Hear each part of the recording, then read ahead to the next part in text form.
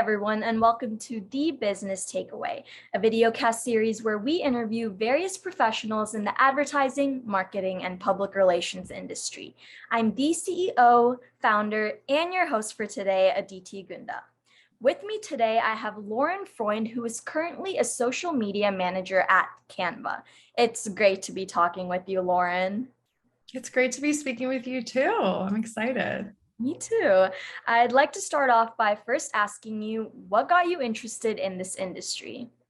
Yeah, definitely. So I think it's fair to say, my generation grew up with social media. So it's always just come second nature to me and have been a part of my daily life. So throughout the years, as social media careers became more and more normal and more companies really needed them, it kind of felt just like a perfect place for me to really find my niche and decide, okay, I think that's what I want to do.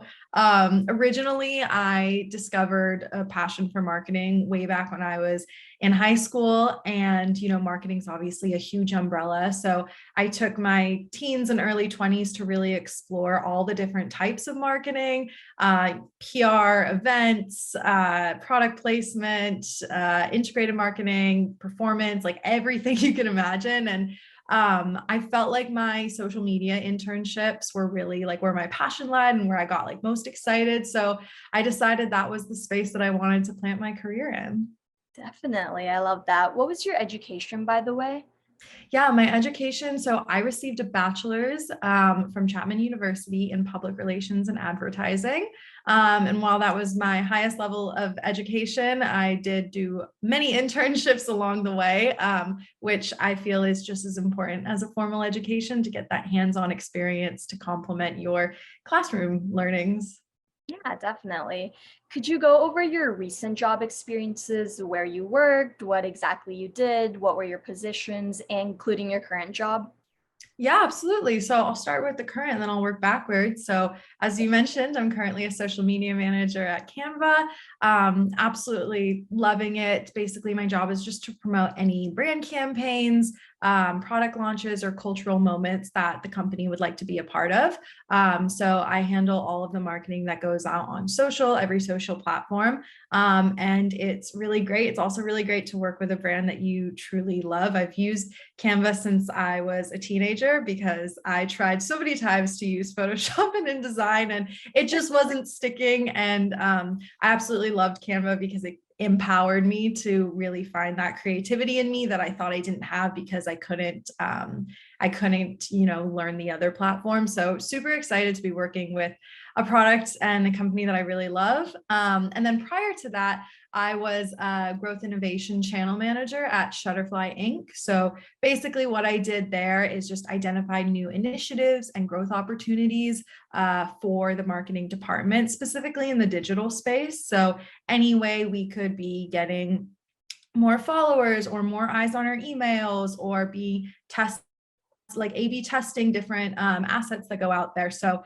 that was a really fun time because I love experimenting and I love just throwing out brainstorm ideas of what if we tried this? And I feel like that's so much of what social media is. Things change so often that you really just need to throw things and see what sticks.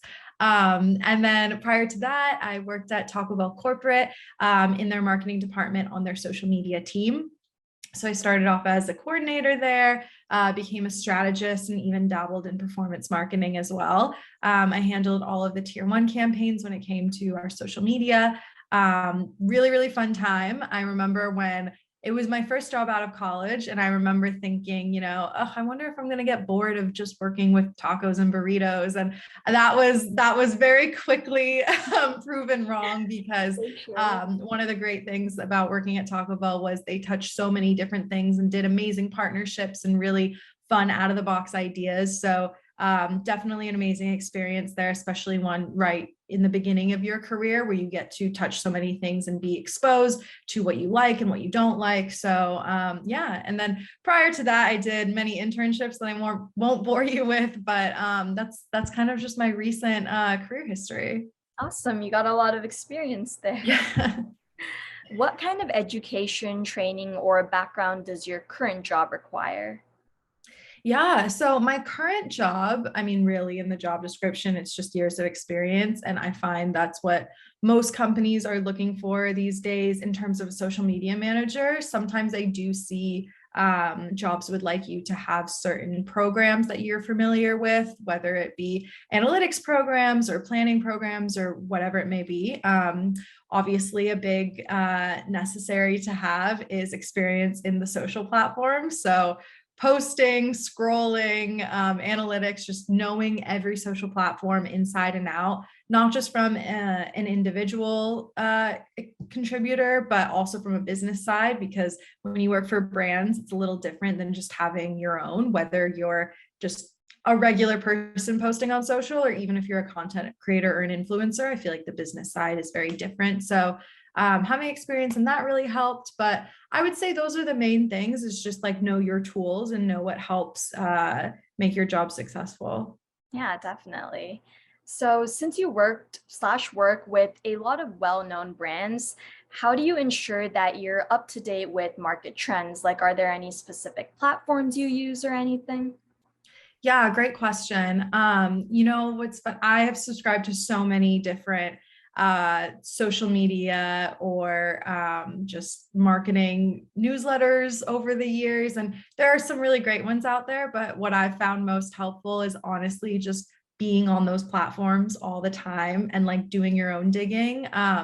For social media specifically, definitely always being updated on the latest updates that like Face or Meta, TikTok, Snapchat, that all of them push through. So definitely being up to date with those. You can like sign up for their newsletters and always make sure that you're getting the updates and learning what you could be using for your brand or just testing out. And then other than that, yeah, just really being on it, because trends are so important now. So if you're scrolling through TikTok or Instagram or anything like that, you are seeing firsthand as an audience member what you like brands doing, what you don't like them doing, what you see other just creators or influencers doing. And I truly believe that's the best way to learn and stay up to date on all the new market trends.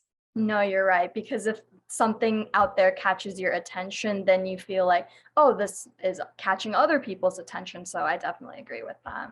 Exactly. It's awesome to use yourself as what could be audience member, because you are someone who's, especially if you love the brand that you're working for, like you're someone who can give really good feedback and see it from an audience member's point of view. Yeah, for sure. So, in your opinion, what is the most important social marketing metric a business should monitor regularly and how to do so? Yeah, great question. I think I would say that each social platform really needs its own strategy and its own way to gauge how it's performing and how it's doing and how you can make it better or improve it. But if I had to give an across the board answer, I would go with engagement, specifically engagement rate per impression, just to make sure that out of all the eyes that are seeing it, you're getting a lot of engagement. I feel like over the years, there are just so many bots and there are so many accounts that have a lot of followers, but nothing really matters, especially to a brand or a business, if people aren't engaging and there are things that are resonating with them, or they feel like they're part of the brand's community or the company's community. So that's something that I love to monitor on every platform and that I hold in really high regard, to see, okay, not only are we getting comments, but are we getting a good amount of comments compared to how many people are actually seeing it? And a lot of platforms now like have really good analytics on the actual platforms. You could just go on Facebook or you can go on Instagram or Snapchat and see it.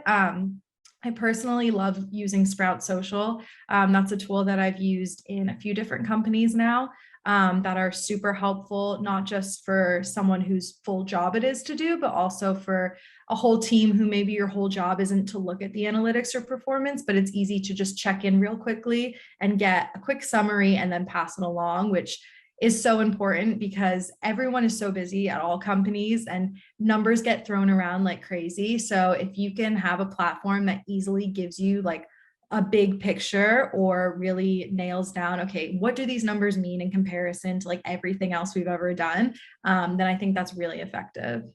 Yeah, I definitely agree with that. Just like doing this business and understanding like, oh, the this person is looking at this, but like not actually going into our platform. So Yeah, what can we do to reach that audience maybe?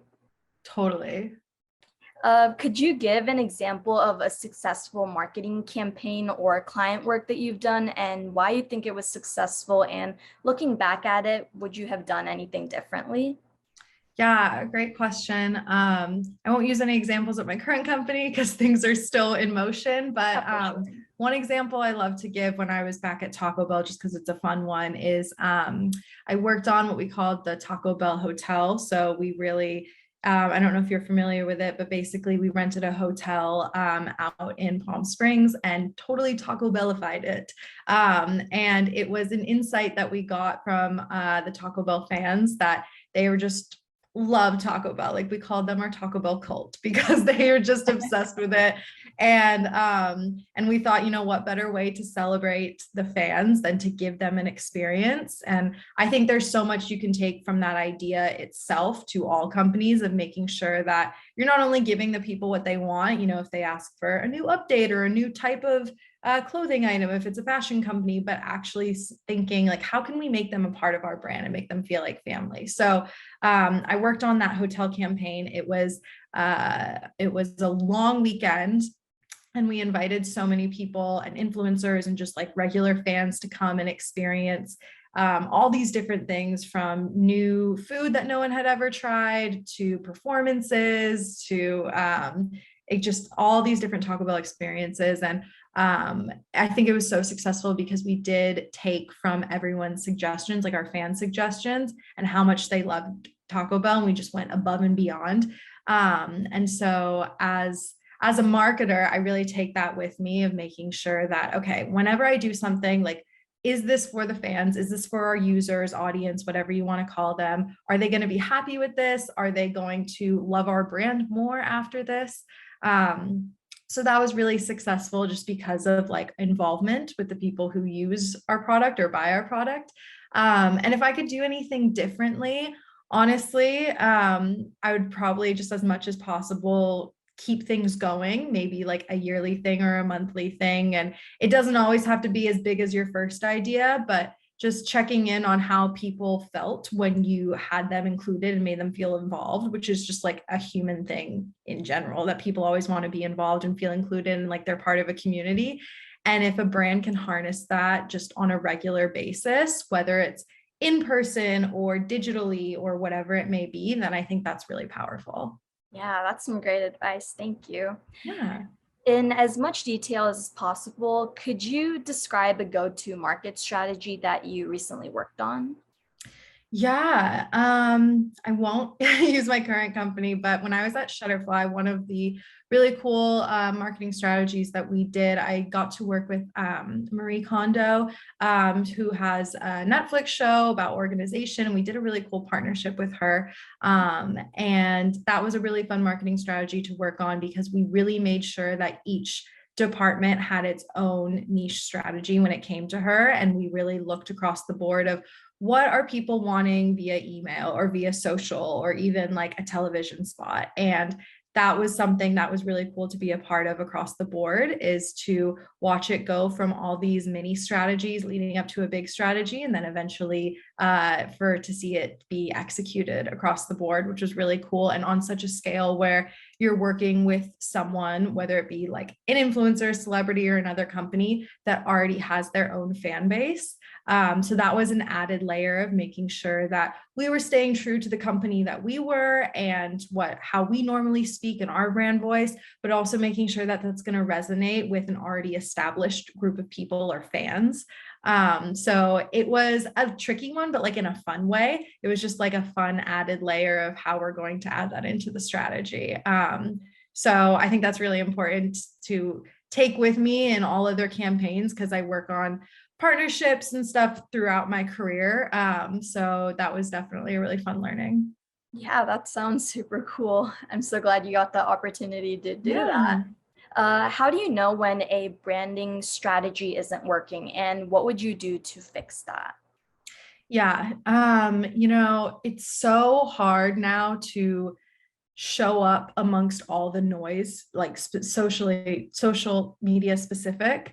So I think making sure that you are closing your ears off to everything except for your actual fans and people who love the brand, because they're what matters. And there's so many different audiences and you can't please everybody. And I think a lot of times brands make those mistakes of trying to please everyone or trying to come off as maybe too level, in the sense that we're not tipping this way, we're not tipping this way, we just want everyone to have a good time. But the best part of being a brand that's really successful is finding your niche and finding your people, and making sure that you're gearing towards them. So I think to be able to tell when a strategy is not working is when that community or your fan base is just not resonating with it.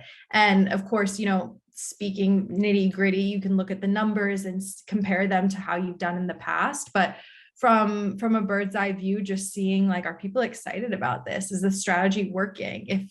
If your objective is to get people to sign up for your product or to get involved in a competition you're having or whatever it may be, if you're not getting that engagement or that excitement, then you just got to rethink things. And specifically when you're rethinking and going back to the drawing board, I always love to take insights from that audience and from that group of people, because if you always go back to your fan base, that's what's going to work. And it's really easy to get swept up in your competitors. Like every brand now has very, very strong competitors. And what I like to do is always look towards companies that I really admire, but never companies in the same industry, because then you're just comparing yourself too much and you never want to copy, because one, it's not good to copy, but also it just does not feel authentic. And now you're straying more away from your brand.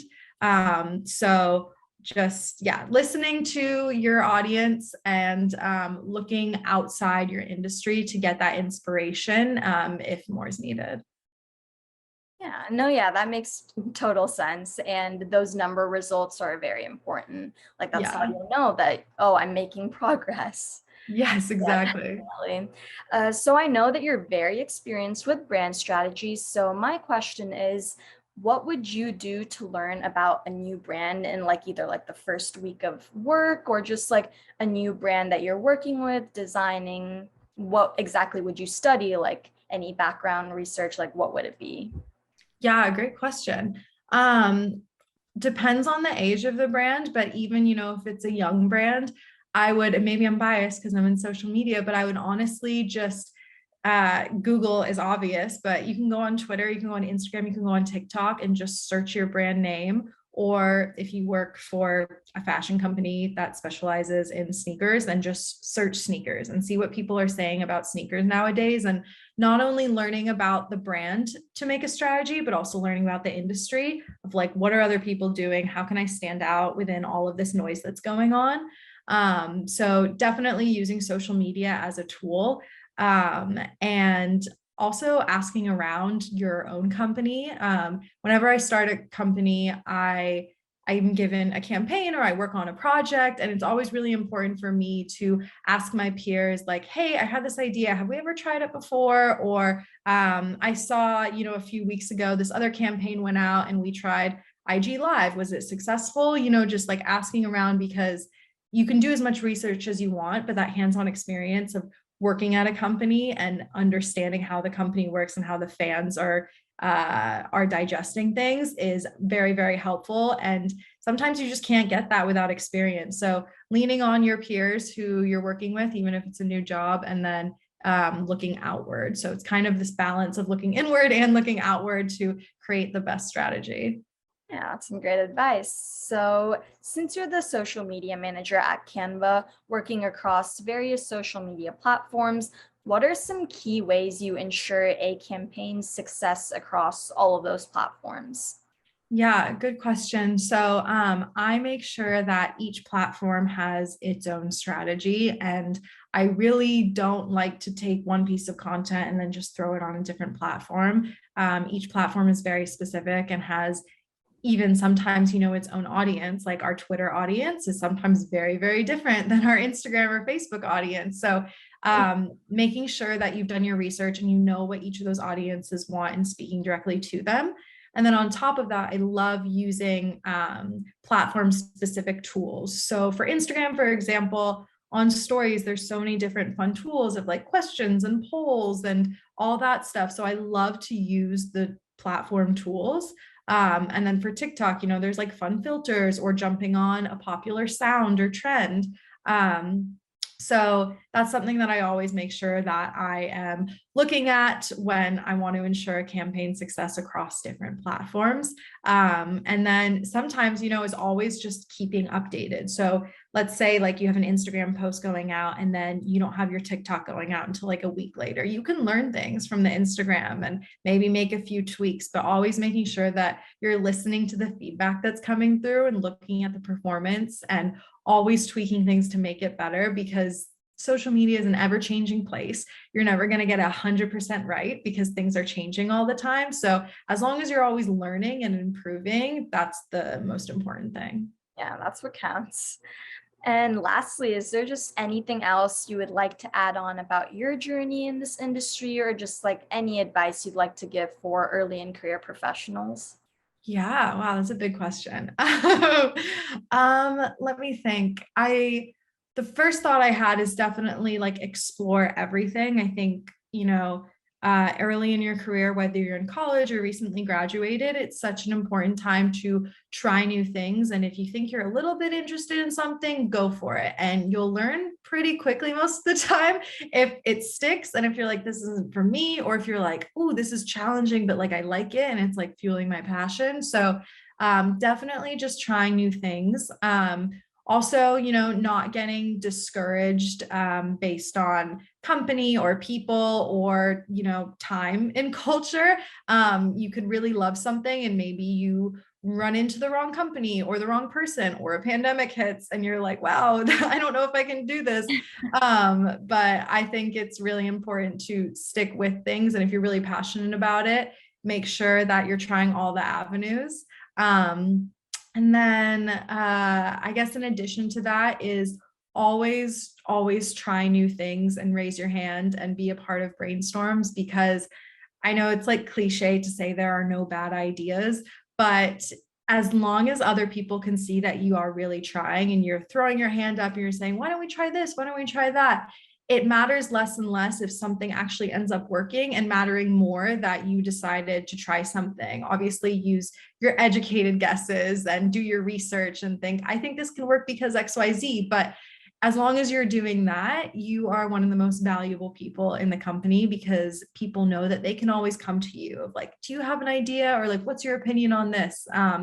And making sure that you're always coming with those educated hypotheses and you're always down to try things, because that's what's going to make your company successful and keep moving the needle and keep you in the game. That was a wonderful response. Thank you Okay. so much. Well, then that concludes the interview. Thank you so much for your time. It was truly a pleasure talking to you. It was great speaking with you too. Thank you so much for having me. Of course. Once again, I'm Aditi Gunda, and this was Lauren Freund on The Business Takeaway.